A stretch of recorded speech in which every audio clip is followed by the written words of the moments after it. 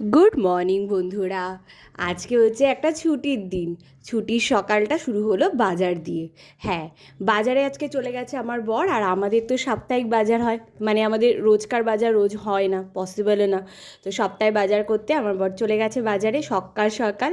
আর আমরা কিন্তু তখনও ঘুমাচ্ছিলাম, মা আর ছেলে মিলে। তো বাজার করে আসলো, তার একটু পরে আমরা জেগে উঠেছি। আর এই দিনটা, মানে এই আজকের এই দিনটা না, আমরা সবাই এতটাই ব্যস্ততার মধ্যে কাটাই যে অন্যান্য দিনও এতটা ব্যস্ততা থাকে না। মানে যখন আমরা অফিস যাই, প্রচুর কাজগুলো সব পেন্ডিং থাকে, সেই কাজগুলো সমস্ত কমপ্লিট করতে হয়। তারপর তো বাজার নিয়ে বাড়িতে চলে আসলো, এগুলো ধোয়া, পরিষ্কার করা, তারপর গোছানো, তারপর সেইগুলো নিয়ে রান্নাবান্না করা, ভাগে ভাগে রাখা, ও একটা বিশাল একটা ঝক্কির কাজ লাগে।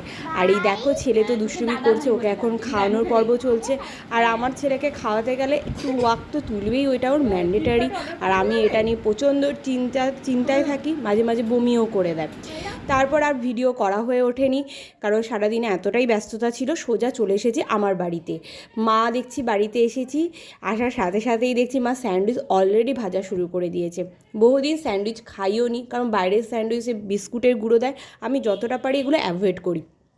আমার বড় অনেক দিন খায়নি বললো, তো এখানেই বেশ খাওয়া হয়ে গেল বিস্কুটের গুঁড়ো ছাড়াই, কিন্তু বেশ ভালো লাগলো খেতে। বাড়ির যে কোনো জিনিস খুবই ভালো লাগে। আর এই যে এই মহাশয়া দুষ্টুমি তো শুরু করেই দিয়েছে, ও দুষ্টুমি পর্ব থামেই না। আর কি কি যে করে তোমরা না দেখলে বুঝতে পারবে না, কারণ বেশিরভাগ সময় ওর ভিডিওটা করা হয় না, করলে তোমরা বুঝতে পারবে কী দুষ্টুমি করে। আর এই যে সস দিয়ে এখন আমরা স্যান্ডউইচ খাচ্ছি। তো এটা তো বেশ ভালোই লাগছে, একটু বাইরে একটু বৃষ্টিও চলছে, তো বেশ হালকা হালকা হাওয়া দিচ্ছে, বেশ তার সাথে একটু ভাজাভুজি খেতে বেশ ভালোই লাগে। আর বর্ষা তো মনে হয় এবার আর আসবে না, যে পরিমাণ বৃষ্টি হচ্ছে ওই নামেই বর্ষা। আগে যেরকম বেশ চারদিকে জল হয়ে যেত, মানে একটা বর্ষাকাল যে ব্যাপারটা ছিল, স্কুলে যাওয়ার সময় জলের মধ্যে পা দিয়ে স্কুলে যেতাম, সেই ব্যাপারটা এখন আর নেই, কিছুই নেই বলতে গেলে। যাই হোক, আমাদের জন্যই নেই, বৃষ্টি তো এখন পালিয়েছে, মাঝে সাঝে একটু আধটু হয়।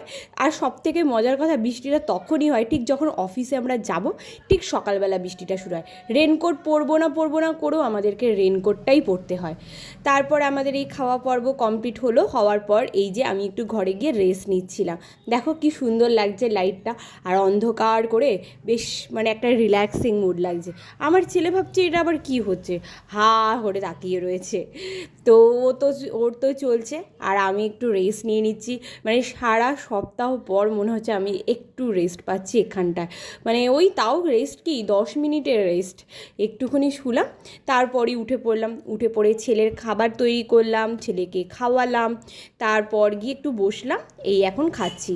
আজকে মা করেছিল হচ্ছে লাউ শুক্তো, সেটা দিয়ে ভাতটা খেয়ে নিলাম। তারপর ছিল পনিরটা হয়েছে আমার ছেলের অনারই, আমার ছেলে পনির খেতে ভালোবাসে। তো পনিরটা আমরা খেলাম। খাওয়া দাওয়া হয়ে যাওয়ার পর আজকে মা করেছে ডিম কষা। তো ডিম আলু দিয়ে যে কষা কষা ঝোলটা হয়, আর দিয়েছে গোলমরিচের ঝাল, বেশ নাক মুখ দিয়ে জল বেরোচ্ছে, হেভি লাগছিল ওটা খেতে। খাওয়া দাওয়ার পরে অনেক পরে জানতে পেরেছি, যখন আমরা শুয়ে পড়বো, যে রসগোল্লাও আছে। তারপর একটু রসগোল্লাও খাওয়া হলো। এই করে দিনটা শুরু হলো। আর আমাদের ছেলে, ওর দুষ্টুমি চলছে আর চলতেই থাকবে। চলো আজকের মতো ব্লগটা এখানেই শেষ করছি।